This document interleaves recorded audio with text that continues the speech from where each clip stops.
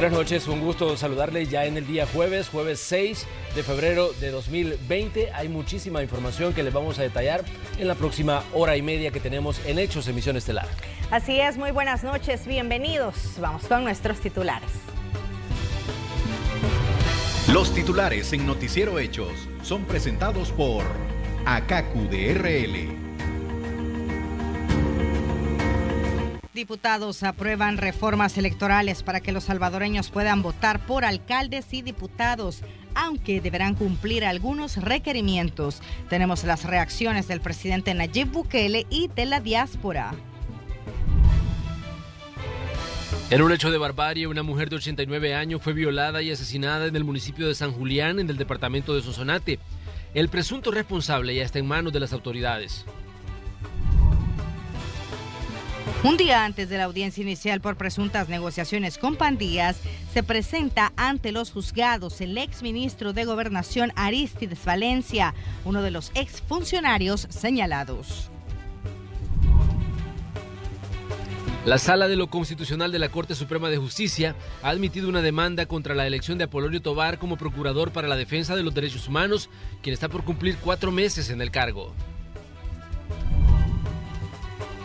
Se eleva a 630 el número de fallecidos por coronavirus en China. Una de las víctimas es un médico de 34 años que intentó alertar sobre el nuevo virus. Bien, ese es un adelanto de lo que tenemos para esta noche, noche de jueves. Hoy hubo plenaria en la Asamblea Legislativa y hablaron del voto en el exterior. De hecho, hubo una aprobación de una serie de reformas que abre la puerta para que los compatriotas que están residiendo fuera del país puedan participar en estos procesos electorales. Recordemos que ya se les permitía votar para presidente, pues ahora se abre la puerta para que voten por alcaldes y diputados, pero el punto de discusión es los requisitos que se les exige que deben cumplir para poder emitir el sufragio. Así es, así que en pantalla, como usted ve, amigo televidente, tenemos a Tatiana Funes, quien le ha dado cobertura precisamente a lo que Manuel ya mencionaba de la sesión plenaria, y también en pantalla ustedes pueden ver a nuestro compañero Enrique López. Él se trasladó hasta Casa Presidencial. Ahí el presidente de la República convocó a una conferencia de prensa, y es que se iban a entregar las credenciales para diplomáticos en El Salvador, y además se aprovechó la oportunidad para hablar precisamente de esto, de su reacción a esta decisión en la Asamblea Legislativa. A ellos los tenemos en pantalla y esta es la noticia con la que vamos a comenzar. Así es, Tatiana, vamos a comenzar contigo. ¿Qué fue lo que aprobaron los diputados y por qué es tan polémico ese punto de los requisitos? Así es, muy buenas noches, compañeros, y es que precisamente con 70 votos los diputados avalaron un dictamen para reformar la parte específica del voto en el exterior, con lo cual posibilitan que los compatriotas que están fuera de nuestras fronteras puedan votar para los consejos municipales y también para elegir a los diputados. Algunos de los requisitos que deben cumplir es que, bueno, primeramente es válido aclarar que el voto será postal y que los salvadoreños en el exterior deben comprobar el arraigo. Las opciones para comprobar este arraigo son 3. Una es que sus hijos, madres o padres o sus cónyuges dependan directamente de ellos, financieramente por supuesto, y para esto deberán presentar una copia del DUI de sus familiares, o si son menores de edad deben presentar la partida de nacimiento. La segunda opción para comprobar el arraigo es que si ellos tienen propiedades en un municipio en específico, pueden corroborarlo mediante una certificación extractada que es emitida por el Centro Nacional de Registros. Y la tercera opción es que si ellos pagan tributos a través de comercios que tengan en estos municipios, pues deben presentar estos tributos o el comprobante de estos tributos al Tribunal Supremo Electoral. También es importante destacar el hecho de que deben empadronarse y tienen hasta el 28 de agosto para hacerlo. Pero escuchemos a continuación las reacciones que han dado los legisladores en torno a este tema. Se incorpora al decreto el que nuestros hermanos en el exterior puedan votar por consejos municipales. Para establecer en qué municipio van a votar, ellos deberán indicar a la hora de reempadronarse en qué municipio tienen su familia cuál fue el último domicilio que ellos tuvieron antes de retirarse del país, si tienen negocios, si tienen propiedades, si tributan en el municipio, y a ese municipio precisamente se va a adjudicar el voto de nuestros hermanos. Igualmente, la facilidad que ellos van a tener para poder votar por el municipio en donde ellos se sientan con arraigo, que van a haber juntas receptoras de votos, que van a hacer el respectivo conteo en el exterior, y posteriormente esos votos van a ser recibidos por el Tribunal Supremo Electoral y repartidos a las diferentes circunscripciones departamentales o municipales. No lo hace más burocrático. Yo creo que cuando se ha tratado de argumentar que hay procesos burocráticos, la sala ha sido muy clara que de lo que se trata son pasos y requisitos que le dan seguridad jurídica al proceso. Porque, por ejemplo, se cuestiona el empadronamiento que ha existido para el caso de las presidenciales, y la sala ya se pronunció que esto es totalmente, digamos, como un paso que da garantías al proceso y no es una limitante. Y en este caso... También es importante destacar que todos aquellos que hayan nacido en Estados Unidos y que sean hijos de padres salvadoreños también pueden votar. Lo importante es que ellos estén o hayan sido asentados en nuestro país, y quienes no estén asentados pues deben venir a hacer ese proceso en la alcaldía de San Salvador, y a la hora de empadronarse y de votar, su voto iría directamente a todos aquellos candidatos, alcaldes y diputados de este municipio, precisamente de San Salvador. Escuchemos. Los que nacieron allá y tienen dirección allá y no pueden establecer aquí para votar por consejos municipales, si siguen, tienen que demostrar ante el Ministerio de Relaciones Exteriores, seguir el proceso para establecer de que son hijos de padres salvadoreños, y ellos son asentados en la alcaldía de San Salvador, tendría que ser en la alcaldía de San Salvador, y para los efectos también de alcaldes y diputados, presidente igual. Otro punto importante, y que es importante aclarar, que todas estas reformas surgen a raíz del mandato de la Sala de lo Constitucional que hizo hace alrededor 3 años, donde mandataba a la Asamblea Legislativa a hacer estos cambios en torno al voto en el exterior, para que los salvadoreños que viven fuera de nuestro país puedan votar para los consejos municipales y también para la Asamblea Legislativa. Dentro de este mandato de la Sala también se incluía que algunos salvadoreños que viven fuera del país y quieran ser candidatos a alcalde o diputado puedan hacerlo, pero explicaba el doctor René Portillo Cuadra de que dentro de la ley no hay ningún impedimento para que los salvadoreños en el exterior puedan postularse a alguna candidatura, y que por lo tanto eso quedaría fuera de este decreto. Escuchemos.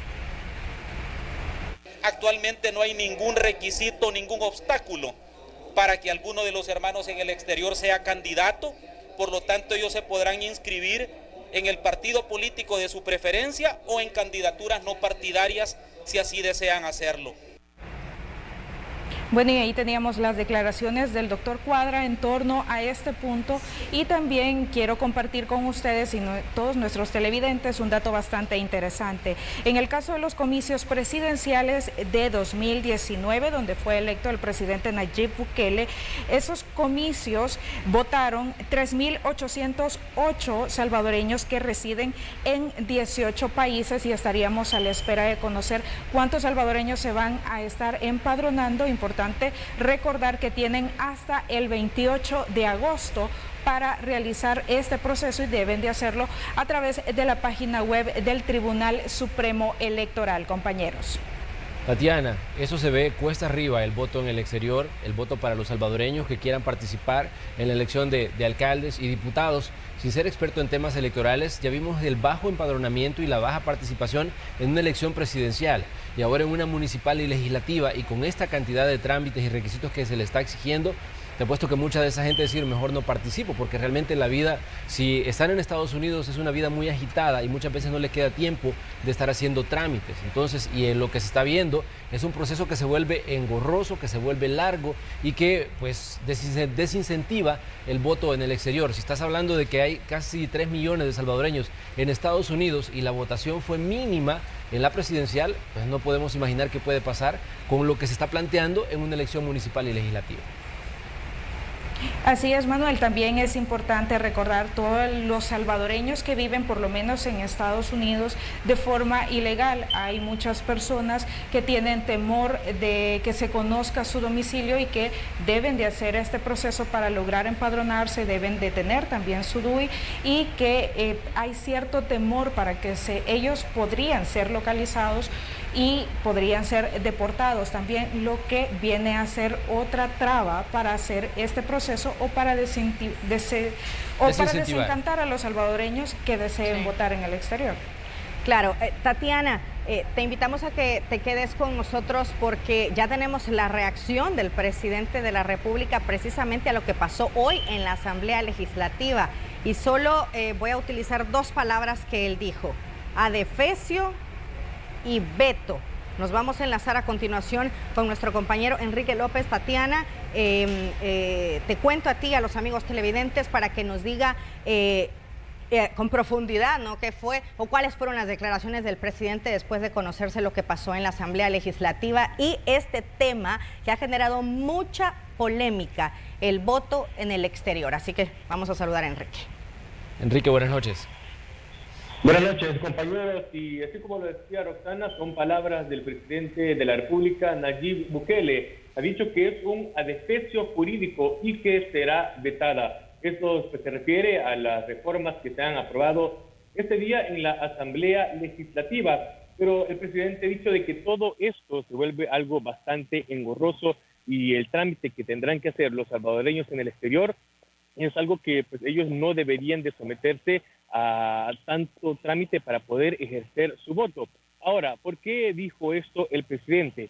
Él ha dicho de que estas reformas son incompletas y que no cumplen con lo solicitado por la Sala de lo Constitucional. Además, cuestionó a los parlamentarios por qué poner tantos requisitos para el voto municipal y también para el voto de los diputados. Y él asegura que lo que están buscando los diputados es encontrar tal vez una figura legal para cumplir con los requisitos de la Sala de lo Constitucional, pero ha dicho de que esto es un fraude de ley y que también viola otros artículos de la Constitución de la República.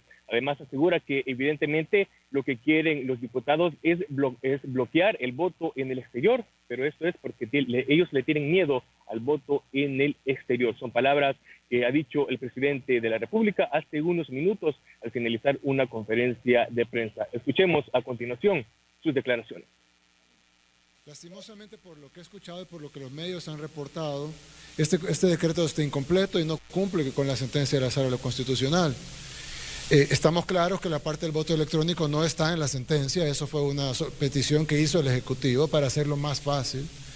Pero nosotros nos podemos dar cuenta cómo en realidad lo que quieren los partidos es que no voten. Y lo vemos como cada cosa que puede facilitar el voto, dicen no, como el caso del voto electrónico. Pero bueno, dejemos ese lado, dejemos esa discusión aparte. ¿Por qué ponerle tantos requisitos al voto municipal? Ya estaba un criterio establecido para el voto para diputados. Ahora el voto municipal quiere que entreguen recibos de luz, recibos de agua, de la casa de sus familiares en El Salvador. Es decir, yo quisiera hacer un ejercicio mental. Hipotéticamente, pensemos que le ponemos ese requisito a los salvadoreños aquí para votar. Que presenten recibos, que traigan varios recibos de luz y de agua, que los lleven a una oficina, que se empadronen. No votan el 10% de los salvadoreños. Entonces lo que están buscando ellos es dar la figura formal de que le están dando el derecho al voto, cumpliendo en la formalidad o en apariencia con la sentencia de la Sala de lo Constitucional, pero en realidad es un fraude de ley, porque están haciendo una ley que, si bien cumple, en apariencia no cumple en la realidad. Además, viola otros artículos de la Constitución, como el artículo que garantiza la igualdad. Si hay igualdad entre salvadoreños, entendemos que habrán diferencias en el voto aquí, que en el voto en el exterior, por razones de practicidad, pero ¿por qué vamos a pedir recibos de luz? Si ellos mismos establecieron un criterio con el tema del voto para diputados, ¿por qué simplemente no se extendió ese criterio?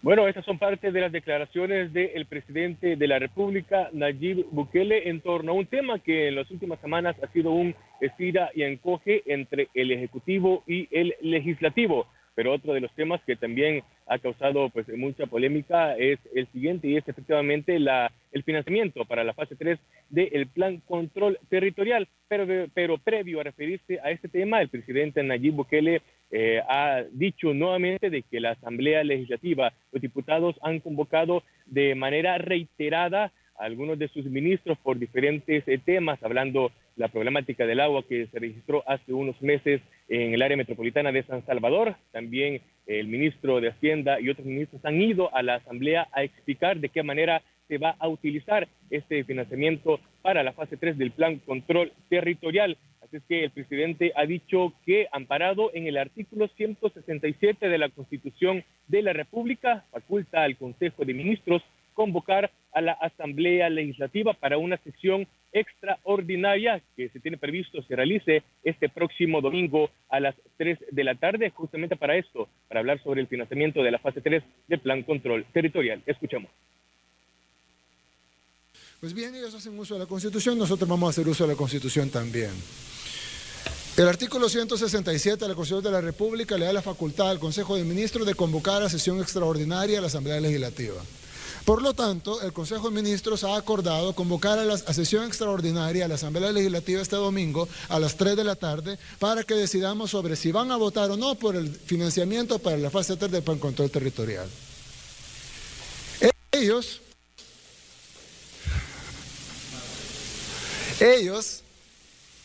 usan la Constitución para cosas que no benefician al pueblo salvadoreño. Bueno, nosotros vamos a usar la Constitución para cosas que benefician al pueblo salvadoreño. Y quiero decir algo que es bien importante. La fase 3 del Plan Control Territorial va dirigida exclusivamente a la mejora de las capacidades y las condiciones de nuestros policías y de nuestros soldados.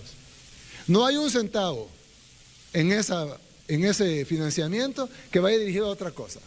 Todo va dirigido a la mejora de las capacidades y las condiciones de nuestros policías y nuestros soldados para combatir el crimen. Las capacidades y las condiciones en caso de salud, por ejemplo, con la renovación total del hospital militar para que atienda bien a nuestros soldados y que lo amplíe a toda la tropa y a los policías también. Y tener helicópteros que no solo sirvan para combatir el crimen, sino también para trasladar a algunos de nuestros agentes o de pase, cuando pase, que tengan la mejor salud posible. Bien, ahí teníamos las declaraciones del presidente de la República. Agradecemos a Enrique López también y a Tatiana Funes que nos han informado desde nuestra sala de redacción y también desde Casa Presidencial. ¿Qué es lo que plantea, digamos, lo que está ocurriendo con estos dos temas? Primero, con el tema del voto en el exterior, el presidente hablaba de veto y de adefesio cuando se refería a lo que aprobaron los diputados. Esto lo que podría significar es que este es otro conflicto que va a terminar en la Corte Suprema de Justicia. ¿Por qué? Seguramente el presidente, cuando llegue la reforma de la Asamblea, seguro que las va a vetar y las va a mandar a la Asamblea de regreso vetadas. Y los diputados tienen hasta cierto punto la capacidad de superar el veto del presidente, porque si pensamos cuántos votos tiene el Arena en el Pleno, tiene 37, ¿no? Y el FMLN tiene 23, superan los 60 votos y bien pueden superar un veto que el presidente imponga a estas reformas. Entonces esto se iría a la Corte Suprema de Justicia, el tema del voto en el exterior. Y el otro tema es lo que está ocurriendo, por ejemplo, con los 109 millones, seguramente marca otro choque, porque en diversos momentos se dijo que ya habían los votos y luego pues el decreto regresa. El dictamen regresa a la comisión para seguir siendo estudiado. Y esto lo que marca es otro punto de choque. Arena dice, no le vamos a dar un cheque en blanco al presidente, no le podemos dar, digamos, esos fondos sin que nos expliquen. Hoy incluso el general Vargas daba una conferencia donde decía que el problema con el Plan Control Territorial es el secretismo con el que está siendo manejado. De cómo van a ser utilizados esos 109 millones de dólares. Ahí ¿no? Lo que vemos es un panorama de choques entre el Ejecutivo y el Legislativo por temas que obviamente son de primera línea, lo del voto en el exterior. Claro. Estamos ya muy cerca de las elecciones de 2021. Y hay un calendario electoral, ¿no? Hay un calendario y además que si se adhieren más papeletas o en el caso de que hubiese sido el voto electrónico, todo eso es dinero y todo eso necesita ser regulado entonces por la Asamblea Legislativa, el dinero que se le da al Tribunal Supremo Electoral. Estamos contrarreloj prácticamente, ¿no? Exactamente. Y cuando hablamos de seguridad pública, bueno, el presidente hasta ahora ha abanderado el tema de que este mes de enero fue el de que menos homicidios registró desde la firma de los acuerdos de paz. obviamente hay una ventaja ahí ante la opinión pública de lo que está ocurriendo con el tema de seguridad pública, pero lo que vemos es un choque constante entre el Ejecutivo y el Legislativo, pero también nosotros queremos que nuestros televidentes opinen de lo que estamos hablando hoy. Así es, así que vamos a saludar a nuestra compañera Pamela Zelaya. Ella nos tiene algunos de los comentarios de ustedes, amigos televidentes, con respecto a el voto en el exterior y lo que ha pasado hoy en la Asamblea Legislativa y la reacción del presidente de la República, Nayib Bukele. Así es, compañeros, muchísimas gracias. Y ya escuchamos qué importante es este tema del voto en el exterior y, por supuesto, este punto de análisis nosotros también lo llevamos a nuestras redes sociales, donde planteamos la siguiente pregunta. Escuche muy bien. ¿Cree usted que los hijos de salvadoreños que nacieron en el exterior deberían participar en las elecciones municipales y legislativas? Usted comentó lo siguiente. Recuerde que nos encuentra como @noticierohechos en Twitter. Y bueno, saludos para Alexander Urrutia. Él comenta, ¿por qué? Y dice que si los que vivieron en El Salvador fueron sus padres, no ellos, dice. Muchos nunca han venido o vendrán al país. También nos comentan más personas a través de nuestro Twitter, siempre Carlos Enrique López. Los nacidos de padres salvadoreños fuera de El Salvador obtienen la nacionalidad salvadoreña, por lo tanto, ellos tendrían derecho a DUI y pasaporte salvadoreño para poder votar. Eso es parte de los comentarios que nos dan también en respuesta a nuestra pregunta. Rafael Arévalo opina a través de nuestra fanpage en Facebook.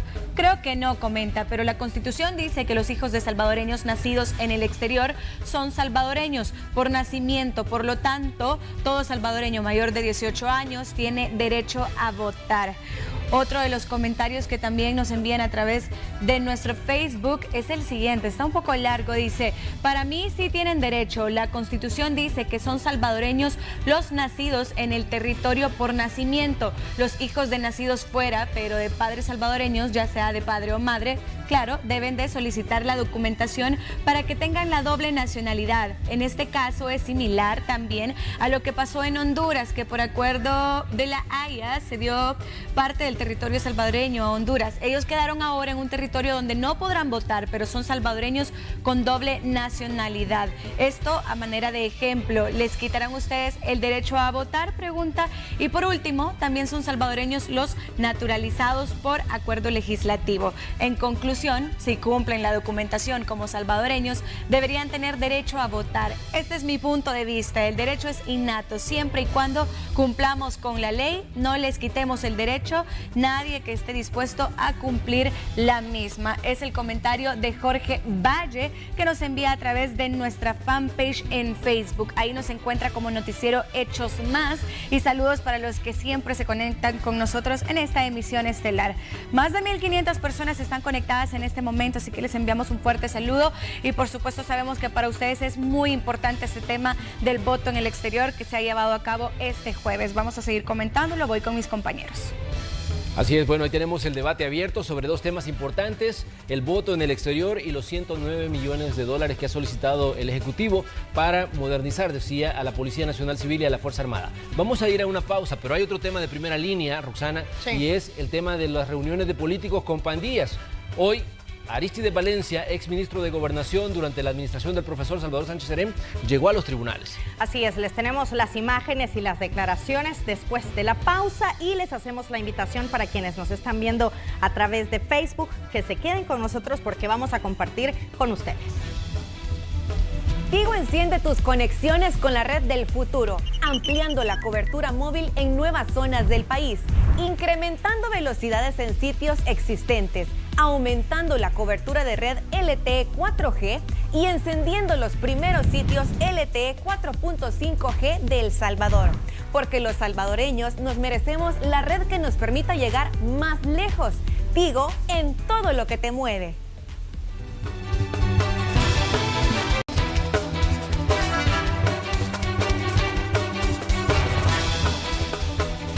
Ya se lo adelantábamos antes de ir a la pausa comercial, el exministro de Gobernación, Arístides Valencia, dice que defenderá su inocencia ante los tribunales, donde la Fiscalía los acusa de negociaciones ilícitas y fraude electoral junto a otros 6 imputados. A principios de la semana se había reportado enfermo y se encontraba fuera del país. pero un día antes de la audiencia inicial se presenta al juzgado segundo de paz para conocer personalmente la acusación penal en su contra, junto a otros 6 imputados más. Negociaciones ilícitas y fraude electoral son los presuntos delitos que imputa la Fiscalía, en el caso negociaciones con pandillas. Aristides Valencia, exministro de Gobernación, en la administración del expresidente Sánchez Serén, dice estar dispuesto a enfrentar la justicia. Confía en su inocencia. En ningún momento he estado huyendo. Hoy he presentado las constancias de lo que me encontraba realizando y el motivo por el cual no estuve el día 4 de febrero. Así que, bueno, ya he hecho mi deber como ciudadano de presentarme y me he puesto a la orden de la señora jueza para el debido proceso que se va a desarrollar. Estoy confiado de mi inocencia. Dice que conoció al detalle los señalamientos de la Fiscalía y algunas acusaciones públicas están fuera de contexto. Ya hemos leído el requerimiento y realmente hay muchas cosas que de manera irresponsable se están diciendo y que no aparecen en ninguna parte del documento presentado por la Fiscalía. En el caso negociaciones con pandillas, este viernes será la audiencia inicial. Comparecerán el actual alcalde de San Salvador, Ernesto Mason, el exministro de Seguridad, Benito Lara, Aristides Valencia, exministro de Gobernación, Paolo Lueres, columnista de un periódico, Wilson Alvarado, dirigente de una organización no gubernamental. En el requerimiento, la Fiscalía incluye a Raúl Mijango, quien ya se encuentra en prisión por otros delitos, y el exalcalde de Ilopango, Salvador Ruano, ya fallecido, por lo que han pedido sobreseimiento definitivo. En este caso, también vinculan al diputado Norman Quijano, que está en proceso de desafuero en la Asamblea Legislativa. Con imágenes de Ricardo Tovar, un reporte de Luis Alberto López. ¿Qué dijo el cardenal Gregorio Rosa Chávez sobre este tema del que estamos hablando, las negociaciones de políticos con pandilleros? El cardenal asegura que uno de los mediadores durante la tregua, Fabio Colindres, no informaba sobre los encuentros con grupos criminales. Es decir, no le decía a la iglesia lo que estaba ocurriendo. Eso es lo que dio a entender Gregorio Rosa Chávez. Cosas tienen que reconocer como errores o incluso como delitos, ¿verdad? Pero ciertamente me alegra que el tema esté ya en la luz. Hoy toca a todos hacer más luz para el bien del país. Partiendo de los hechos, vemos hasta dónde se justifica o no. El hecho parece que está comprobado. Ahora, ¿quiénes lo hicieron? ¿Hasta dónde lo hicieron? Hay elementos que aún están por completarse seguramente en el análisis. Y esto en ustedes es una tarea grande e importante. Yo esperaré un poco más a ver qué voy descubriendo, lo que voy conociendo de esta tarea tan fea, tan penosa, ¿no? Pero que ahí está, hay que asumirla. No, ese tema no lo tocamos con él. Sí. Los dejo. Y a punto de que el abogado Apolonio Tovar cumpliera 4 meses en el cargo de procurador para la defensa de los derechos humanos, la Sala de lo Constitucional admitió una demanda de inconstitucionalidad contra su nombramiento. El demandante argumenta que el funcionario fue nombrado por diputados suplentes del FMLN, Arena y PDC sin que existiera justificación sobre la ausencia de los parlamentarios propietarios. La Sala de lo Constitucional deberá determinar si la Asamblea Legislativa incurrió en fraude a la Constitución al utilizar la figura de llamamiento de diputados suplentes para lograr el número mínimo de votos para la aprobación del decreto legislativo referido.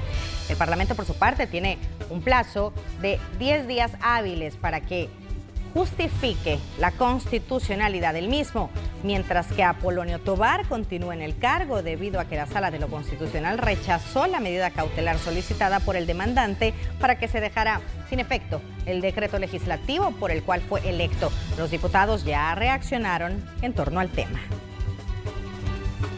No es nuevo que, en definitiva, muchas veces hayan plenarias donde haya muchos suplentes. Lo que pasa es que en esta vez se eligió un funcionario y al elegirse un funcionario pues se nota, pero muchas veces nos ocurre que estamos trabajando, la plenaria está funcionando, se están aprobando leyes y muchas veces se tienen que sustituir a estos suplentes.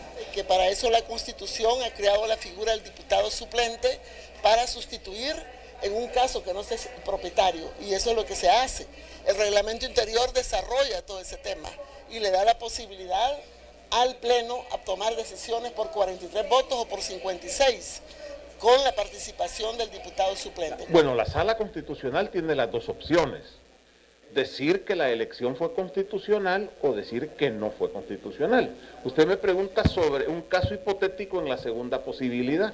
En este caso, primero, el funcionario queda sin efecto su nombramiento ipso facto. Pero en segundo lugar, la Asamblea tiene que volver a elegir y tiene que hacerlo bajo los nuevos parámetros que la Sala está señalando a partir de los errores que se cometieron en la primera elección que generaron la inconstitucionalidad que la Sala señalaría en este caso. Bien, a muchos diputados seguramente les traerá a la memoria lo que hacía la anterior Sala de lo Constitucional, que obligó a la Asamblea a repetir varias elecciones de segundo grado por situaciones que se cometieron en el proceso de selección de funcionarios. Pero bueno, ahí está otro tema en el que seguramente habrá un debate un tanto intenso. Les contamos otras noticias. Mario Roberto Rodríguez Hernández, enfermero acusado de sustraer medicamentos del Hospital Nacional de Santa Teresa en Zacatecoluca, departamento de La Paz, recuperó su libertad tras ser acusado del delito de alteración y falsificación de recetas. El proceso contra el joven inició tras una denuncia interpuesta por la dirección del Hospital Santa Teresa en el año 2018.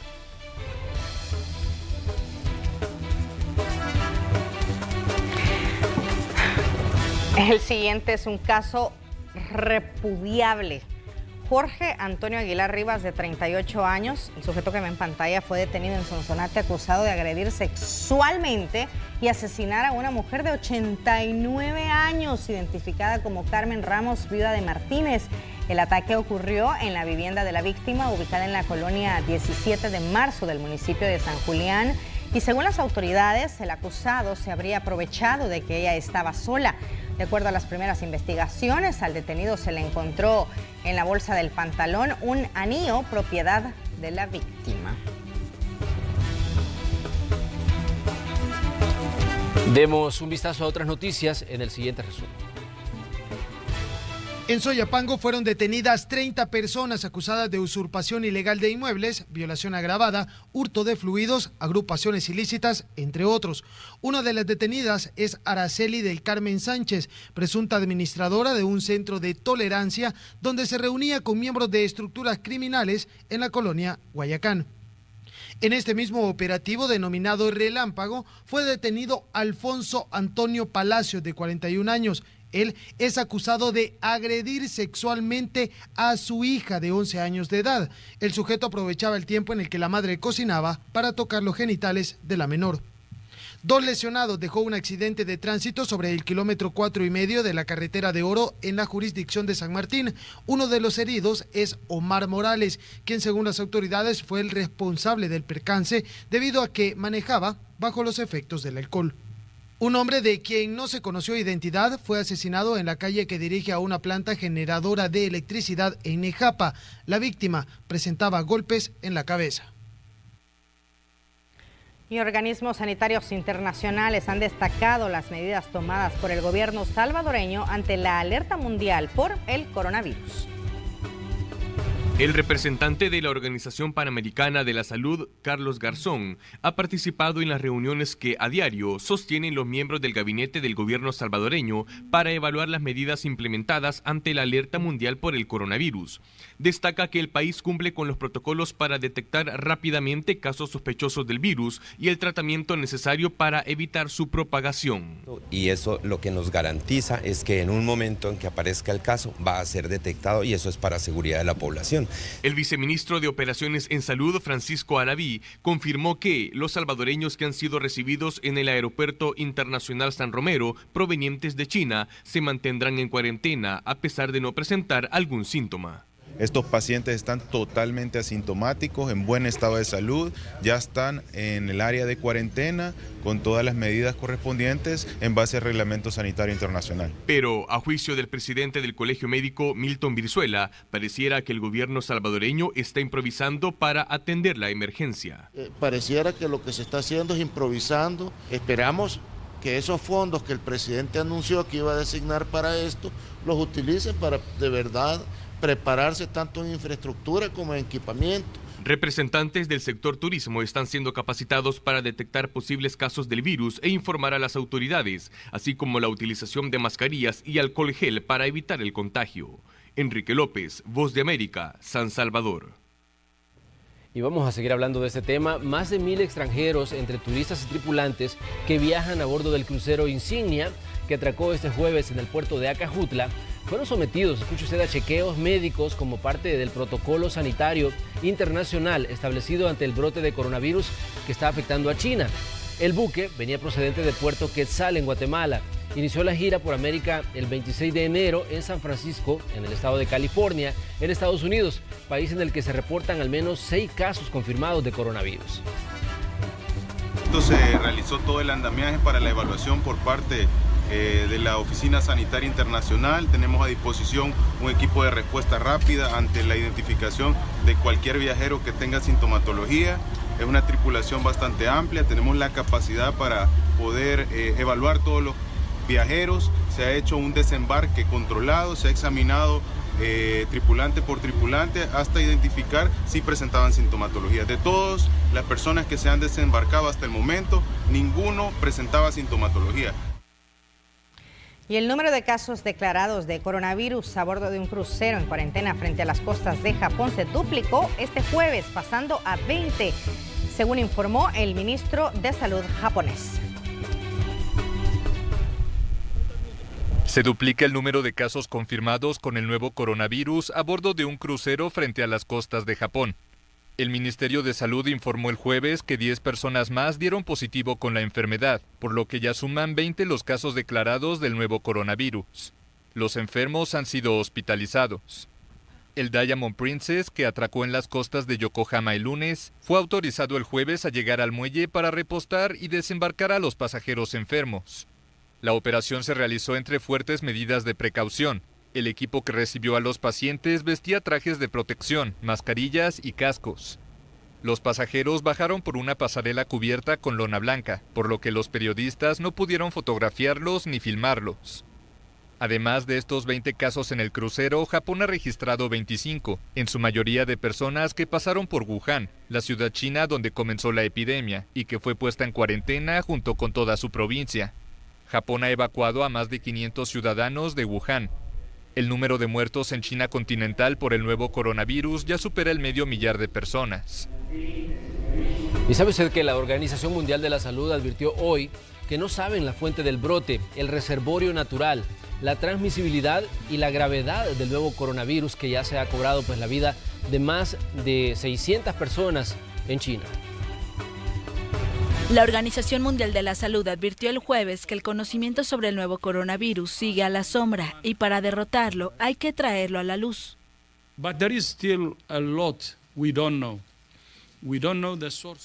Sigue habiendo mucho que no sabemos, no conocemos la fuente del brote, no sabemos cuál es su reservorio natural y no entendemos adecuadamente su transmisibilidad o gravedad. Para derrotar este brote requerimos respuestas a todas estas preguntas. Más de 500.000 de personas han muerto a causa del virus surgido en China a finales de diciembre, que ha infectado a casi 30.000 personas. Además, se han reportado cerca de 200 casos en una veintena de países. Y Li Wenlian, el médico denunciante chino que fue reprendido por la policía en diciembre luego de advertir sobre el contagio del coronavirus, murió de esta enfermedad en Wuhan. La confirmación de su muerte se produjo después de horas de confusión sobre el estado de salud de Li. El caso del doctor fue conocido a nivel mundial luego que al inicio del brote, en diciembre, lanzara advertencias a sus colegas y amigos de protegerse porque se trataba de un virus similar al SARS. Lee además fue interrogado por la Policía de Salud local y luego fue convocado por la Policía de Wuhan para firmar una carta de reprimenda en la que se le acusó de difundir rumores en línea y perturbar gravemente el orden social. Luego se disculparon con él porque tuvo razón. Bueno, quizás si le hubieran hecho caso al doctor, pues la otra sería la historia y no estaríamos contando de 630 personas muertas a esta fecha de febrero en cuanto a lo que ha pasado allá en China. Vamos ahora a otros temas que son de mucho interés. Hace 8 días le presentamos el indignante caso de 2 niñas que se quedaron sin casa luego que su padrastro se las destruyó. Ahora le queremos contar que el periodista Julio Guevara nuevamente viajó a la zona y lo hizo para llevar ayuda recibida por parte de ustedes que sintonizan Noticiero Hechos. Definitivamente que llevar alegría a estas personas pues solo se puede hacer con la ayuda de ustedes que nos sintonizan pues a diario. Aquí era la entrada de la puerta, aquí estaban los 2 palos. Es un caso que consternó. 2 hermanas de apenas 12 y 16 años se quedaron en la calle luego que el padrastro les destruyera su casa.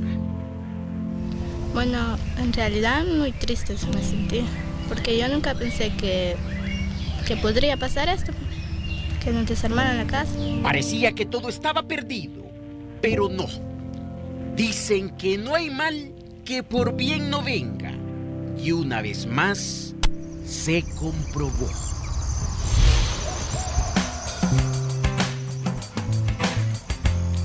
Llegamos de nuevo a la lotificación San Simón de San Sebastián Salitrillo en un pick-up cargado de donaciones para las hermanitas González.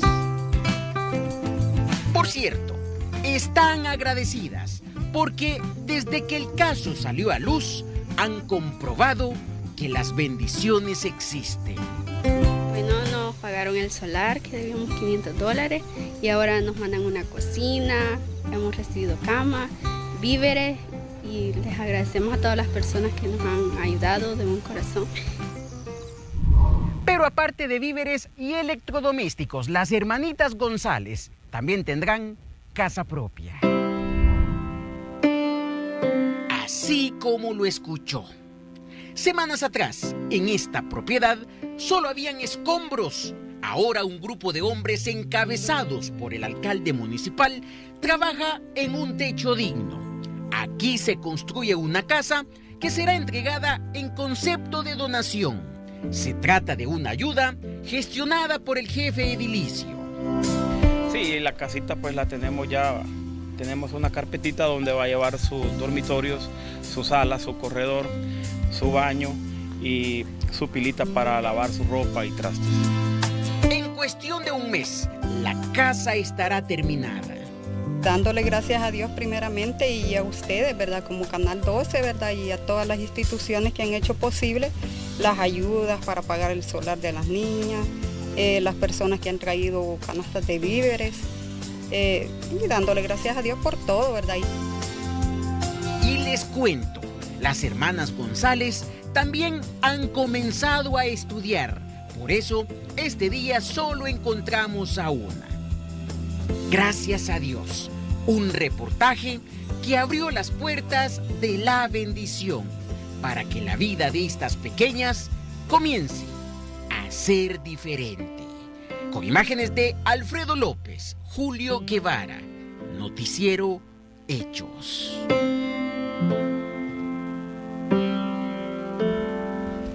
Qué buena noticia esta de que estas jovencitas han recibido la ayuda. Y les decíamos, no podemos más que agradecer la bendición de tenerlos a ustedes como televidentes y ese gran corazón que permite pues tenderle la mano, en este caso a jovencitas que estaban pasando por un momento amargo en su vida, ¿no? Una situación preocupante, no tener un techo. Estamos hablando de menores de edad. Gracias a Julio por compartir esta historia y también todas las que nos presentas en pantalla y por supuesto a ustedes, amigos televidentes, porque este no es el único caso de esperanza que le pueden transmitir con su ayuda a salvadoreños acá que tienen grandes necesidades, sino también muchísimos más. Así que un abrazo y muchas gracias a ustedes por estar siempre en nuestra sintonía. Ahora, Manuel, vamos a saludar. El presidente Donald Trump compareció por primera vez después de conocer su absolución en el juicio político. Rodeado de buena parte de su gabinete y legisladores de su partido, tildó a la cúpula demócrata de perversa por haberlo sometido a este proceso. Informa Bricio Segovia. Mostrando las portadas de diarios a los que suele acusar de publicar noticias falsas, así comenzó la jornada el presidente Donald Trump un día después de ser absuelto en su juicio político. Durante un acto, el mandatario llevó el proceso realizado en el Senado al ámbito personal. Como todo el mundo sabe, mi familia, nuestro gran país y su presidente han sido sometidos a un calvario por alguna gente muy deshonesta y corrupta. Y eso fue solo el preámbulo de lo que estaba por venir, porque Trump había convocado luego en la Casa Blanca a buena parte de su gabinete, diputados y senadores republicanos, y el mandatario no escatimó palabras para describir lo que tildó de cacería de brujas impulsada por los demócratas. Fue perversa, fue corrupta, hubo policías corruptos, hubo filtradores de información y mentirosos, y esto no debería pasarle nunca a otro presidente, jamás. Llamándolos por su nombre y apellido, el presidente elogió uno por uno a quienes consideró que habían hecho un buen trabajo durante el juicio político, y del mismo modo mencionó al único republicano que se sumó a los demócratas para considerarlo culpable. Podrían someter a un juicio político a cualquiera. El presidente criticó así a los demócratas que mediante la mayoría que tienen en la Cámara de Representantes elevaron el caso al Senado. Ahora la Casa Blanca dice que el presidente está dispuesto a pasar página y centrarse en las elecciones de noviembre. Bricio Segovia, Voz de América, Washington. Vamos a otra parte del continente. Popeye, el sicario del extinto narcotraficante colombiano Pablo Escobar, se ufanaba de haber asesinado a centenares de personas por orden de su patrón. Murió el jueves en Bogotá, esto en Colombia, a causa de un cáncer de estómago. Este hombre se hizo famoso por eso, por ser un asesino. Adiós al sicario más famoso del extinto narcotraficante colombiano Pablo Escobar. John Jairo Velázquez, más conocido como Popeye, murió el jueves en Bogotá a causa de un cáncer de estómago a los 57 años. Se encontraba bajo custodia de los agentes carcelarios en el Instituto Nacional Cancerológico, a donde había sido trasladado el 31 de diciembre. Según el Instituto Nacional Penitenciario y Carcelario, Popeye fue capturado el 25 de mayo de 2018, acusado de concierto para delinquir y extorsión.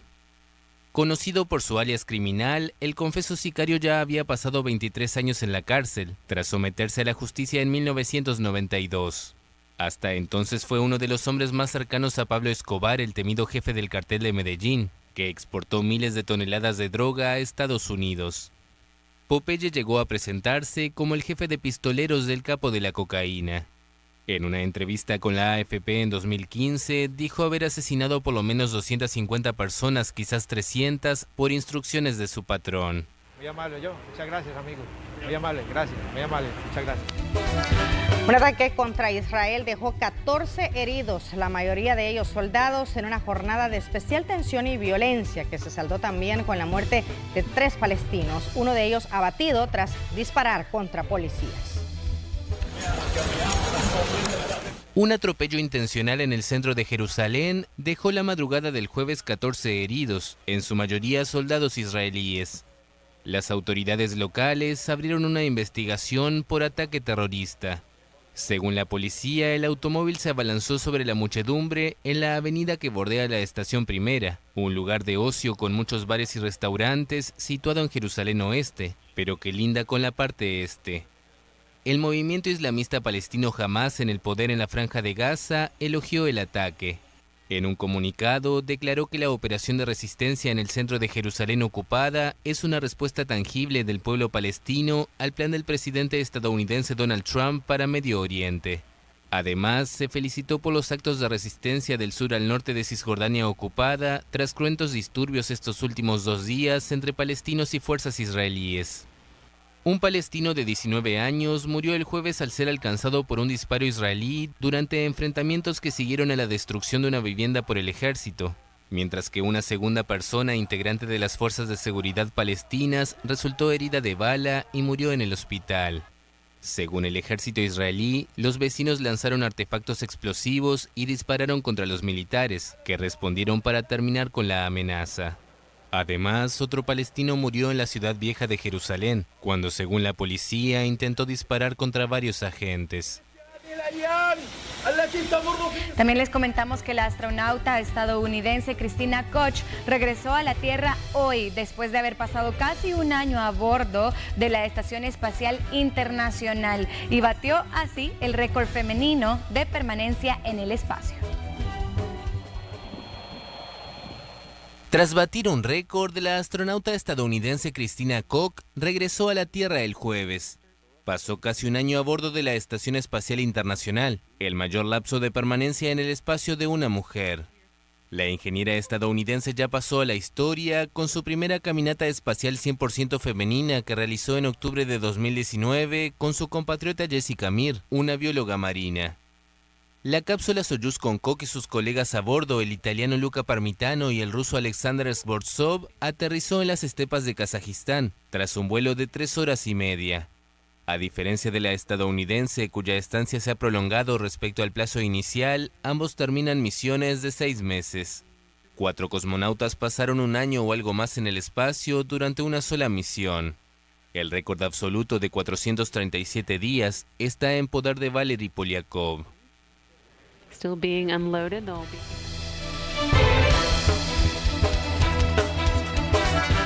Vamos a Guatemala, donde está en marcha un proceso de reunificación de 37 menores que fueron retornados desde México. Este miércoles fueron retornados al país 37 niños y adolescentes desde México, la mayoría de ellos del estado de Monterrey. Hasta el momento, la Procuraduría General de la Nación ha logrado entregar con sus familiares a 18 de ellos. 18 adolescentes han sido reunificados hasta la fecha de hoy y la hora de hoy. 18 y quedando pendiente el resto de los chicos que todavía estamos a la espera de que los padres de familia o el recurso lleguen por ellos. En el mejor de los casos, los niños son entregados a sus padres u otro familiar, pero existen otros que deben quedar en albergues con medidas de protección, pues la Procuraduría General de la Nación, luego de investigar, determina que pueden correr peligro. Con nuestros connacionales, si hay medidas, por ejemplo, hay adolescentes que necesitan ingresar a medidas de protección, ¿verdad? De acuerdo al caso. Chicos pueden ingresar a medidas de protección de acuerdo a que sus derechos están siendo vulnerados o algunos casos llamados rojos, ¿verdad? Que necesitan medidas de inmediato, ¿verdad? Oscilan entre 5 a 6 casos. En lo que va del año, al menos 200 niños han sido retornados al país. En la mayoría de casos se encuentran entre las edades de 14 a 17 años. Qué lamentable. Nos vamos a quedar en Guatemala para contarles que las autoridades reportan un incremento en el peritaje de audios o escuchas telefónicas con el objetivo de combatir las redes criminales. Llamadas por extorsión, secuestro, narcotráfico simbolizaron en 2019 para INACIF un total de 196.631 segundos para su análisis. Sin embargo, comparado con 2018, es un aumento del 300% de trabajo. De los casos más voluminosos que ingresan son casos relacionados a extorsiones y secuestros, primordialmente. Recordemos que mucha del material y de las comunicaciones que ingresan, si bien es cierto, también se pueden analizar grabaciones convencionales realizadas con un teléfono, en una conversación, no a través del teléfono o a través de cualquier otro aparato de grabación, una cámara de videovigilancia residencial, etcétera. La mayor cantidad de casos que ingresan son directamente de grabaciones obtenidas por el Ministerio Público a través de la Unidad de Métodos Especiales de Investigación o bien del Comando Antisecuestros. Ese es el volumen más grande que ingresa y realmente nos sentimos muy satisfechos con los logros que se han podido alcanzar a través de estas pruebas periciales, toda vez que se han desarticulado bandas, se han logrado condenas. La prueba científica que aporta el Laboratorio de Acústica Forense de INASIF ha permitido el avance en investigaciones en casos de impacto. No revelamos los resultados y los logros, toda vez que el Ministerio Público todavía tiene un trabajo muy arduo en cuanto a organizar la prueba, llevarlo a juicio y que finalmente las personas sean condenadas. De tal manera que cuando finalmente salen las condenas, a veces estamos hablando de un año después de que el INASIF incluso ya haya intervenido. Derivado de los estados de prevención, INASIF está a la espera de nuevos indicios que serán proporcionados por el MP. Sin embargo, se establece que es necesario contar con más presupuesto para fortalecer el laboratorio de acústica. Y queremos que preste mucha atención al siguiente video, y es que cada año aparecen incomprensibles modas, retos o desafíos que, bueno, se ponen de moda en las aulas de las escuelas, y algunas de estas son inofensivas y no suponen ningún peligro para aquellas personas que las practican, pero hay otras que pueden ser realmente peligrosas. Vean ustedes, diferentes expertos han advertido sobre una peligrosa moda que se ha empezado a ver en los recreos de algunos colegios. En este video, como observamos, un niño salta y una vez él está en el aire, dos de sus compañeros le hacen como zancadilla a la vez para que éste caiga de espaldas contra el suelo, y esto puede resultar muy peligroso. Este tipo de juegos, pues ustedes están viendo, puede causar una lesión en el cráneo, las costillas también, y se escucha también en este video cómo muchos de sus compañeros están riendo. La verdad que esto se lo mostramos, amigos televidentes, para que estemos pendientes de lo que hacen nuestros hijos, especialmente porque es absurdo este tipo de juego. No es divertido, no da risa, produce dolor. Divertido es practicar un deporte, divertido es reír por un chiste, divertido es compartir con tus amigos, bailar, leer, estudiar. Eso es divertido, pero eso que vemos en pantalla no lo es. Así que padres de familia muy pendientes, porque generalmente nuestros hijos, ya los que tienen hijos grandes, ven en internet este tipo de cosas, las tratan de imitar y hasta que ya hay un problema grave nos damos cuenta. Bueno, esta es una de las tonterías que circulan en las redes sociales. Definitivamente esto es un problema con los adolescentes, porque no creo que a nadie que tenga 5 dedos de frente se le va a ocurrir hacer ese tipo de cosas. En mi época de adolescente era jugar pelota, ladrón librado. Y ellos mismos saben que está mal, porque si escuchara el audio de este video, dice, no me quiero reír, dice un niño de esos, como que supiera él que no es correcto. Entonces, bueno, si ellos mismos lo saben, pues no lo practican. No, es grave, y además que no son niños de 1 a 6 años, que no tienen conciencia de la consecuencia de lo que están haciendo, ¿no? Repetimos, son de las tonterías que circulan en internet. Vamos a la pausa y regresamos con más de Noticiero Hechos.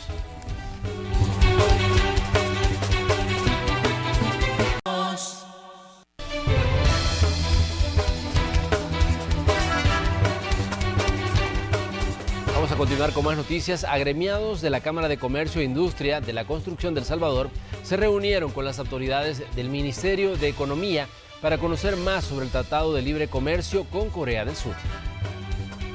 El próximo 23 de febrero se cumple un año de la firma del Tratado de Libre Comercio entre El Salvador y Corea del Sur. Sin embargo, fue hasta el pasado 1 de enero que entró en vigencia, razón por la cual los agremiados de la Cámara de Comercio e Industria se reunieron con las autoridades del Ministerio de Economía para conocer a profundidad el acuerdo.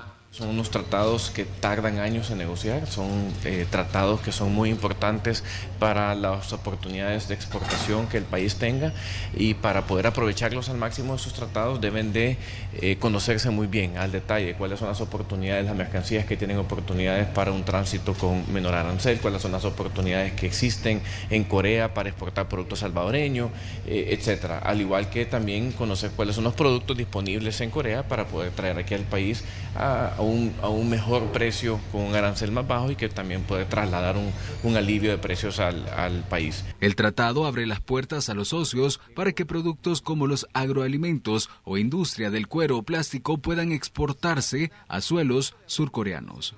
Incrementar ese flujo para beneficio, pues especialmente las empresas salvadoreñas. Lo que andamos buscando precisamente son oportunidades para los socios que tengan nuevos horizontes para donde llevar sus productos. Todo lo contrario, hay una buena aceptación. Cada tratado tiene sus complejidades, por supuesto, pero de eso tratan estos eventos, dar a conocer cuáles son, y si existieran algunas complejidades, pero más que todo cuáles son las oportunidades, y eso precisamente trata el evento. Según los representantes de la Cámara de Comercio, el intercambio comercial entre Corea del Sur y El Salvador ha registrado un aumento durante los últimos años. Las exportaciones pasaron de $9.9 millones a cerca de 32 millones en 2019. Estamos seguros que ambos países vamos a obtener muchos beneficios a raíz de la entrada en vigencia de este tratado, porque somos economías que podemos potenciar nuestras complementariedades. En nuestro caso, Corea del Sur ocupa la 9ª posición en los países de origen de las importaciones, proveyendo insumos para la industria nacional, como por ejemplo en el sector plástico, hierro y acero. Con el encuentro, la gremial espera que con el nuevo tratado comercial se potencialicen los flujos de inversión extranjera debido a la incertidumbre y estabilidad que este nuevo acuerdo genere en los inversionistas. Con imágenes de Juan Castellanos, Nelson Quinteros, Noticiero Hechos. Es momento de una nueva pausa comercial.